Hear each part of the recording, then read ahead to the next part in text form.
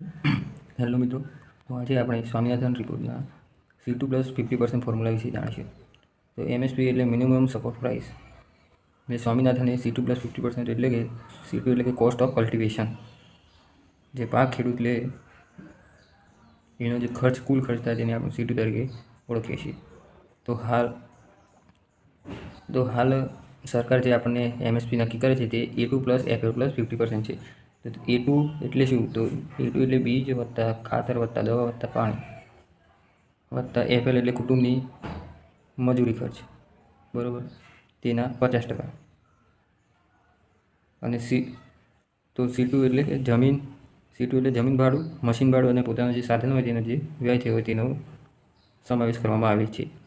અને તથા C2માં તે તો ખરું જ A2+FL નો પણ સમાવેશ થાય છે. તો આપણે એક ઉદાહરણ તરીકે આપણે જોશું કે એક ખેડૂત છે એ 1 એકરમાં ઘઉં લે છે.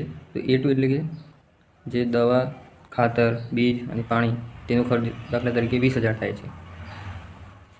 અને A2+FL એટલે કે જે કુટુંબનું મજૂરી ખર્ચ છે તે 5,000 એટલે કે 25,000 થાય. A2+FL એટલે 25,000, બરાબર. અને C2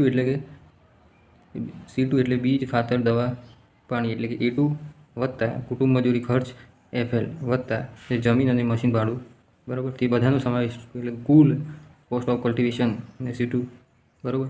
તો તે દાખલા તરીકે 30,000 થાય. તો હાલની સરકારની MSPની જે રીતે આપણે જોઈએ તો A2 એટલે કે બીજ, ખાતર, દવાના 20,000, ફેમિલી લેબરના 5,000, બરાબર, તથા 50% એટલે કે 25,000ના 50% 12,500 એટલે કુલ ખેડૂતને કેટલા મળે? 37,500.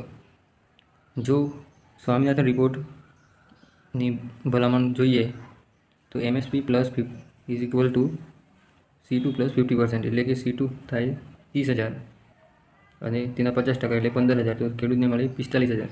તો આમ ખેડૂતને ઘણો ફાયદો થાય છે, બરાબર. સ્વામિનાથન રિપોર્ટના મુખ્ય મુદ્દાઓ તો એ હતા કે ખેડૂતોને દેવા માફ કરવા માટેના પગલાં લેવા, જમીન સુધારા અને જમીન ધરાવનારા ખેડૂતોની સુરક્ષા કરવી, તથા સસ્તા દરે કૃષિ ઉધાર આપવો, અને ખેતી માટે વીમા કવચ આપવું, અને બજાર વ્યવસ્થા સુધારવી, તથા ખેતી ઉત્પાદન વધારવા માટે ટેકનોલોજીનો ઉપયોગ કરવો.